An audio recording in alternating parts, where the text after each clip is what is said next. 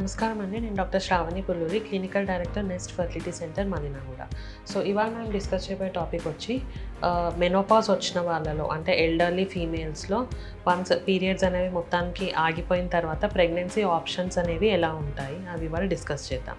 So బేసిక్గా menopause అంటే ఏంటి అంటే పీరియడ్స్ అనేవి కంప్లీట్గా ఆగిపోతాయి అన్నమాట.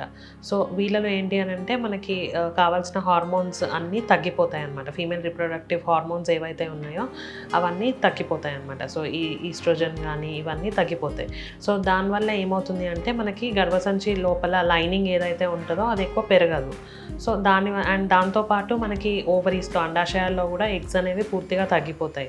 అంటే వాళ్ళ ఎగ్ రిజర్వ్ అనేది ఆల్మోస్ట్ జీరో అయిపోతుంది కాబట్టి దానివల్ల ఎగ్ అనేది రిలీజ్ అవ్వదు అండ్ లోపల ఎండోమెట్రియం గర్భసంచి లోపల పొర కూడా పెరగదు కాబట్టి మనకి ప్రెగ్నెన్సీ ఆప్షన్స్ న్యాచురల్గా అయితే ఆల్మోస్ట్ నిల్ ఉంటుంది.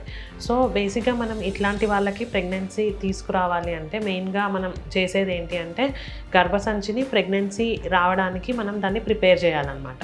సో దానికి మనం యూజువల్గా ఈస్ట్రోజన్ అండ్ ప్రొజెస్ట్రాన్ హార్మోన్స్ ఇచ్చి పీరియడ్ వచ్చేలాగా చేస్తామన్నమాట. అట్లా ఒక 2 to 3 సైకిల్స్ చేసి మనము లైనింగ్ అనేది మంచిగా వచ్చిన తర్వాత ఈ మనం ప్రిపేర్ చేసిన ఎంబ్రియో ఏదైతే ఉంటుందో అది మనం ట్రాన్స్ఫర్ చేయాల్సి ఉంటుంది.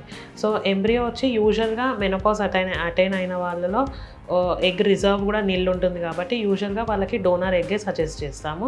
Donor egg with husband sperm అనేది తీసుకొని అది మనం ఎంబ్రియో ప్రిపేర్ చేసి ఆ ప్రిపేర్ అయిన ఎంబ్రియో వచ్చి మనము ఈ యూట్రస్ లోపల లైనింగ్ అనేది అంత ప్రిపేర్ అయ్యి హార్మోన్ లెవెల్స్ అన్నీ నార్మల్ ఉంటేనే మనం అది ట్రాన్స్ఫర్ చేయడం జరుగుతుంది.